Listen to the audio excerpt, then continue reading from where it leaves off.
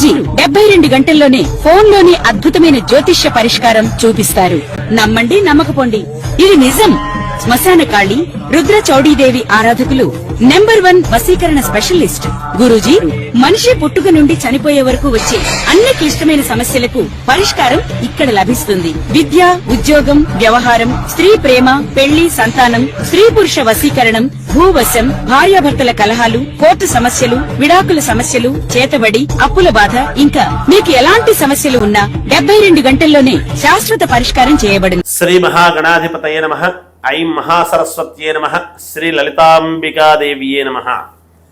ద్వాదశ రాసుల వాళ్లకు ఈ మే నెలలో అత్యంత అద్భుతమైనటువంటి ఒక కీలకమైనటువంటి రోజు రాబోతూ ఉన్నది. ఎందుకంటే మీ జాతకాలలో శనైశ్వరుడి యొక్క ప్రభావము ఎలా ఉండబోతూ ఉన్నది, శని భగవానుడి యొక్క అనుగ్రహము ఎలా పొందాలి, ఎలా మేలు చేసుకుంటే మీ అందరికీ కూడా జాతకాల్లో ఉన్నతమైనటువంటి దిశకు వెళ్ళగలుగుతారు అనేటువంటి దానికి శనైశ్వరుడి యొక్క జన్మ తిథి, జన్మ రోజు అనేటువంటిది, అంటే పుట్టిన రోజు, అంటే సహజంగా జయంతి, శని జయంతి అనేటువంటిది ఒకటి ఉన్నది. ఎప్పుడు అంటే శాస్త్రములో ఏమి చెప్పింది అంటే వైశాఖ బహుళ అమావాస్య అనేటువంటిది చెప్పినది. శనివారము నాడు అమావాస్య రోజు పుట్టాడు అనేది తెలుస్తూ ఉన్నది.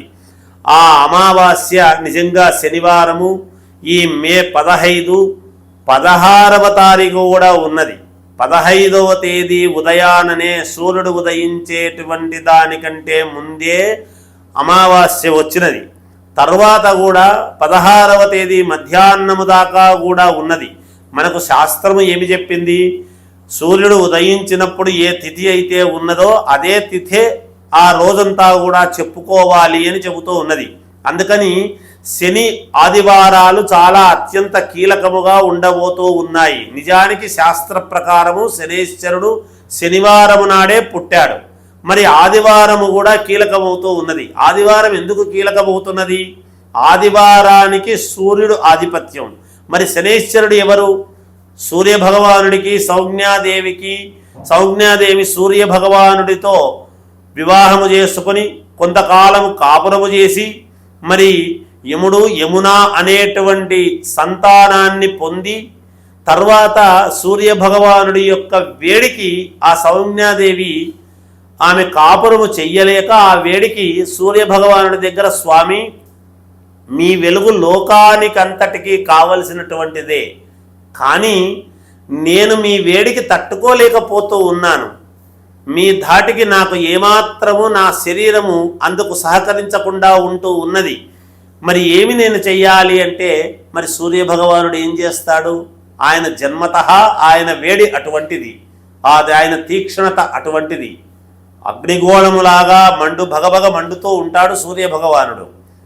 మరి అటువంటి ఆయన్ను ఆమె పరమేశ్వరుడి గురించి ఒక తపస్సు చేసి ఆ తపశ్శక్తితో ఆమె ఏమి చేసింది, తనలాంటి ఒక ఛాయను అంటే నీడను ఆమె సృష్టించి తనలాగే ఉండేట్టుగా చేసుకొని ఆమెను ఛాయాదేవిగా పెట్టి సూర్యభగవానుడి దగ్గరికి పంపించింది అని మనకు శాస్త్రము చెబుతూ ఉన్నది. ఆ ఛాయాదేవికి అలాగే ఉండేటువంటి దాని వలన సూర్యభగవానుడు ఈమె తన భార్య కాదు అని ఏమాత్రము అనుకోకుండా, కనుక్కోలేకుండా ఆమెతో కాపురము చేసి శనైశ్వరుణ్ణి కనడము జరిగినది. ఆమె ఛాయాదేవి. ఛాయ అంటే నీడ అనేటువంటిది అందరికీ తెలుసు. నీడ ఎప్పుడూ నల్లగానే ఉంటుంది. అందుకనే శనైశ్వరుడు నల్లగా ఉండటానికి గల కారణం అనేటువంటిది మనకు తెలుస్తూ ఉన్నది. ఆ విధముగా సూర్యభగవానుడి యొక్క అనుగ్రహము మనకు కలగబోతూ ఉన్నది. ఆదివారము ఉన్నది అమావాస్య, అలాగే శనివారము నాడు ఉన్నది. మరి ఎవరెవరి జాతకాలలో శనైశ్వరుడు ఎక్కడ ఉన్నాడు, ఏమిటి, ఏ రాశి వాళ్లకు ఎలా ఉన్నాడు, మరి ఏ లగ్నములో పుట్టినటువంటి వాళ్లకు శనైశ్వరుడి యొక్క బలం కలగాలి అంటే మరి శనైశ్వరుడు పుట్టినరోజు మనం ఏమి చేస్తే మనకు మేలు జరుగుతుంది. అలాగే సూర్య భగవానుడి వల్ల దేహపీడాకారకుడైనటువంటి శనైశ్వరుడి యొక్క తాపము తగ్గాలి అంటే సూర్య భగవానుడికి మనం ఏం చేసుకోవాలి? తండ్రికి ఆరోగ్యం భాస్కరాదిచ్చేత్తన్నాడు. మరి ఆరోగ్యాన్ని బాగా చూసుకోవటానికి మరి అనారోగ్యముతో ఉండేటువంటి వాళ్లకు మరి ఆదివారం రోజు కానీ శనివారం రోజు కానీ మనం ఏమి ప్రాయశ్చిత్తము చేసుకుంటే మన జీవితాలు మారబోతూ ఉన్నాయి. ఏలనాటి శని ప్రభావం ఉన్న వాళ్ళకు కానీ, అర్ధాష్టమ శని ప్రభావం ఉండేటువంటి వాళ్లకు కానీ, అలాగే శని మహాదశ అని నడుస్తూ ఉంటుంది చాలామందికి. శని మహాదశలో శనివారము నాడు మనము చేసుకునేటువంటి అమావాస్య శనివారము, ఈ చైత్రమాసం, ఈ వైశాఖ మాసము చేసుకుంటూ ఉండేటువంటి ఇదిలో మరి మనకు ఎటువంటి యోగము, మేలు, ఉన్నతమైనటువంటి స్థితిగతులు కలుగుతాయి అనేది ఇక్కడ తెలుస్తూ ఉన్నది. చాలామందికి మనకేమి తెలుసు అంటే శని భగవానుడి యొక్క ఇది జరుగుతూ ఉంది అంటే అబ్బా చాలా కష్టపెడుతున్నాడు అని తెలుస్తుంది మనకు. ఆ కష్టములోనే ఉన్నతత్వం అనేటువంటిది ఇస్తాడు భగవంతుడు. అలాంటిది శనీశ్వరుడి యొక్క అనుగ్రహము మనకు పరిపూర్ణముగా కలగాలి అంటే ఏ రాశి వాళ్ళు ఈ శని ఆదివారాలలో మనం ఏమి చేసుకుంటే మనకు మేలు జరుగుతుంది, ఏ రాశి వాళ్ళు ఎలా చేసుకుంటే మేలు జరుగుతుంది అనేటువంటిది 12 రాసుల వాళ్లకు ఏలినాటి శని ప్రభావం ఉన్నా లేదా సప్తమంలో శని ఉండినా ఎవరికైనా మామూలుగా వాళ్ళ వ్యక్తిగతమైనటువంటి జాతకములో అలా సప్తమ శని ఉన్నా, అష్టమ శని ఉండినా, అర్ధాష్టమ శని అనేటువంటిది ఉండినా, పంచమ శని అని ఉండినా, ఇలా ఎక్కడెక్కడ శని ఉండి ఇబ్బందులు పెడుతున్నాడా యోగదాయకముగా ఉండేటువంటి వాళ్లకు చేసుకోవాల్సిన పని లేదు.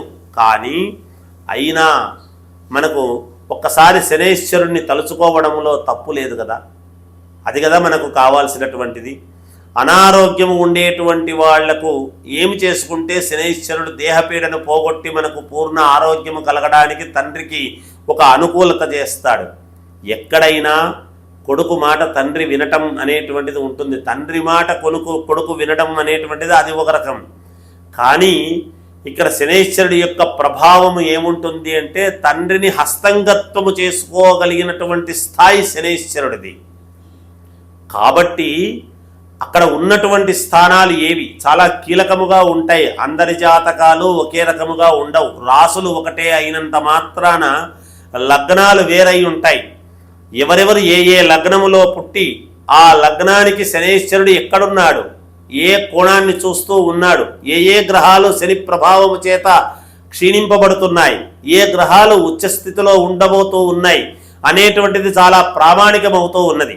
అటువంటి వాళ్ళు మీకు కావాల్సినటువంటి వాళ్ళ దగ్గర ఒక్కసారి చూపించుకొని ఈ అవకాశాన్ని, ఈ శనైశ్వరుడి యొక్క పుట్టుక ఏనాడైతే జరిగిందో ఆ శనివారం నాడు అమావాస్య వచ్చింది కాబట్టి ఆ రోజు మీరు కనుక పరిహారము చేసుకున్నారు అంటే మీ జాతకములో ఉండేటువంటి సకల దోషాలు హరించుకొని పోవటానికి చాలా మూలము, ప్రాముఖ్యత, ఉపయోగము, మీ జీవితము ఉన్నట్టుండి ఒక వెలుగు రావటము, అద్భుతమైనటువంటి యోగాన్ని అందుకోవటము ఇస్తే శనైశ్వరుడు ఆకాశానికి తీసుకువెళతాడు లేదా పాతాళ లోకానికి తొక్కేస్తాడు అని ఉన్నది. అందువలన ఈ శనైశ్వరుడి యొక్క అనుగ్రహము అందరూ పొందుదురుగాక. మకర రాశి వారికి ఈ శనైశ్వరుడి యొక్క అనుగ్రహము పరిపూర్ణముగా కలగాలి అని అనుకునేటువంటి వాళ్లకు మీరు ఏ విధముగా చేసుకుంటే ఈ అమావాస్య రోజు శనైశ్వరుడి యొక్క అనుగ్రహము కలుగుతుంది అని అనుకుంటే ఒక నీలవర్ణము క్లాత్ తీసుకొని దేవుడి దగ్గర ఉంచి ఆ క్లాత్ మీద 3 తమలపాకులు పెట్టి 3 తమలపాకుల మీద ఒక పిరికెడు నువ్వులు పోసి ఆ నువ్వుల మీద ప్రమిద ఉంచి దీపారాధన అనేటువంటిది 3 రకాల నూనెతో దీపారాధన చెయ్యండి.